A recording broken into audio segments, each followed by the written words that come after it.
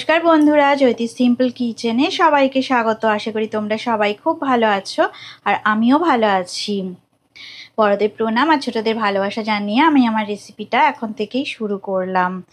আমাকে যারা বন্ধু করেছো বা করনি সবাইকে আমার চ্যানেলে অনেক অনেক স্বাগত আর অনেক অনেক ভালোবাসা। তো দেখো, আমি চিংড়ি মাছ নিয়ে নিয়েছি অনেক বড় সাইজের। তো এই মাছগুলো আমি নুন হলুদ মাখিয়ে নেব। 4 পিস চিংড়ি মাছ আছে।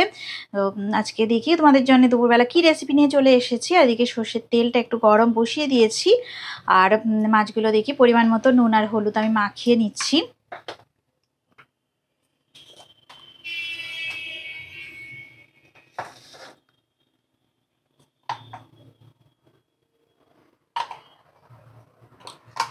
দেখো, আমি হলুদ গুঁড়ো দিয়ে দিলাম আর পরিমাণ মতো দেখো আমি নুন দিয়ে দিলাম। তেলটা গরম হওয়া পর্যন্ত অপেক্ষা করব আর মাছগুলো ভালো করে মাখিয়ে নেব। নুন হলুদ ভালো করে সুন্দর করে চিংড়ি মাছগুলোকে মাখিয়ে নেব। তো দেখো, নুন হলুদ মাখানো হয়ে গেছে। এবারে দেখো, আমি গরম জল করেছি, বেশ ধোয়া উঠছে গরম জলটা থেকে। তো এখানে আমি দেখো এই যে কোরানো নারকেল, হাফ মাডা নারকেল কোরানো ছিল। তো আমি দেখো গরম জলের মধ্যে দিয়ে দিচ্ছি নারকেল কোড়া। তো কিছুক্ষণ পরে এটা আমি জল থেকে ভালো করে তুলে নেব। অনেকটাই গরম হয়েছে জলটা, মানে একটু মানে হালকা ফোটানো জল আর কি। তো হাত দেওয়ার মতো না এরকম জল থাকবে। এবারে এর থেকে দেখো ছেঁকে ছেঁকে আমি তুলে নেব কোরানো নারকেলটা। ছেঁকে দুধ বার করে নেব নারকেল থেকে। দেখো, একটা ছাঁকনির মাধ্যমে ছেঁকে নেব। ভালো করে এটা চটকে চটকে নিতে হবে, মানে হাতের মাধ্যমে এরকম ভাবে একটুখানি আমি নাড়াচাড়া করে নেব। তারপর দেখো আমি এইভাবে দুধটাকে বার করে নিচ্ছি, নারকেল থেকে ছেঁকে নেব।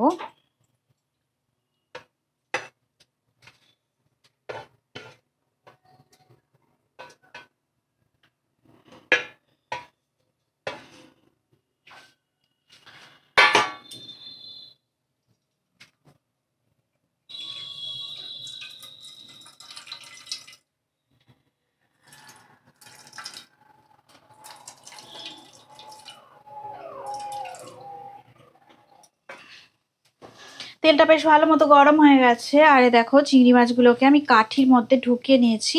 তো সব চিংড়ি মাছগুলো আমি তেলের মধ্যে দিয়ে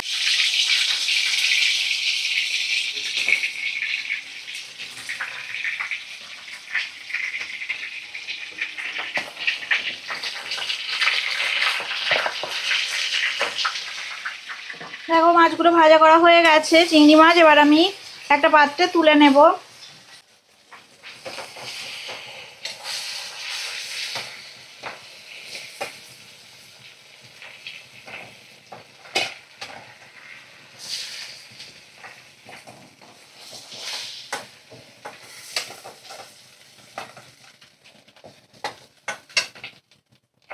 দেখো ওই তেলের মধ্যে গোটা গরম মশলা দিয়ে দিলাম, এলাচ লবঙ্গ আর দারচিনি। তারপর দেখো পেঁয়াজ দিয়ে দিচ্ছি, স্লাইস করা পেঁয়াজ। আমি একটা মিডিয়াম সাইজের পেঁয়াজ নিয়েছি।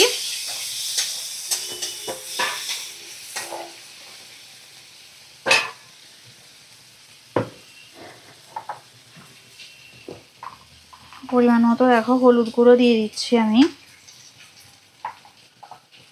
কাশ্মীরি রেড চিলি পাউডার দিলাম, আর পরিমাণ মতো দেখো নুন দিয়ে দিলাম।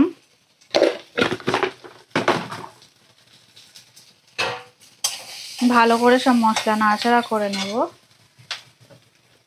দেখো একটু সামান্য আমি তেল দিয়ে দিচ্ছি, তেলটা অনেকটাই কম হয়েছিল।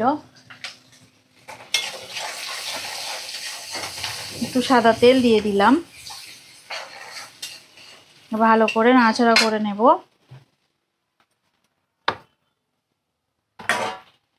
দেখো আমি একটু আদা রসুন বাটা দিয়ে দিলাম আর জিরে বাটা দিয়ে দিলাম, সব 1 চামচ করে আমি বেটে রেখেছিলাম। তো দিয়ে দিলাম আমি।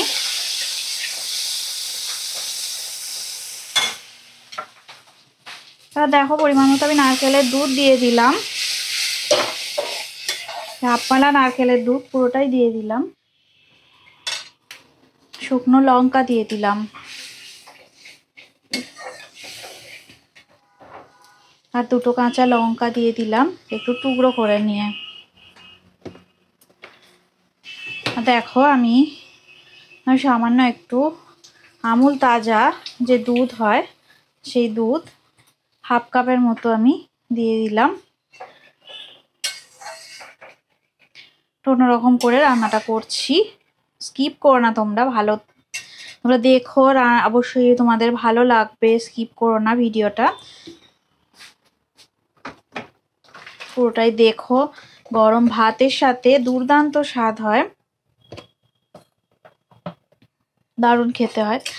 তো দেখো এবারে আমি ঝোলটা ফুটলে, যখন এই গ্রেভিটা ফুটে যাবে তখন আমি মাছগুলো দিয়ে দেব, ভাজা চিংড়ি মাছ দিয়ে দেব ঝোলটা ফুটে গেলে।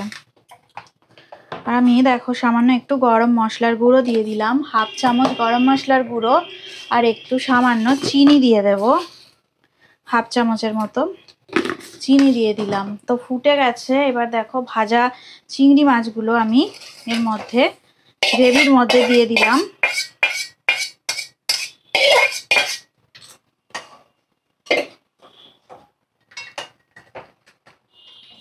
দেখো একটু ঢাকা দিয়ে ঝোলটা ফুটতে দেবো, ফিরে আসছি 5 মিনিট পর। দেখো 5 মিনিট হয়ে গেছে, ঢাকাটা তুলে নিয়েছি, তো একদম রেডি হয়ে গেছে। আমি গ্যাসের ফ্লেমটা অফ করে দিলাম।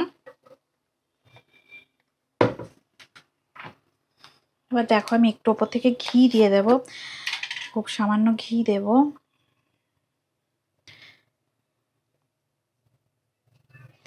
এক চামচের মতো ঘি দিয়ে দিলাম।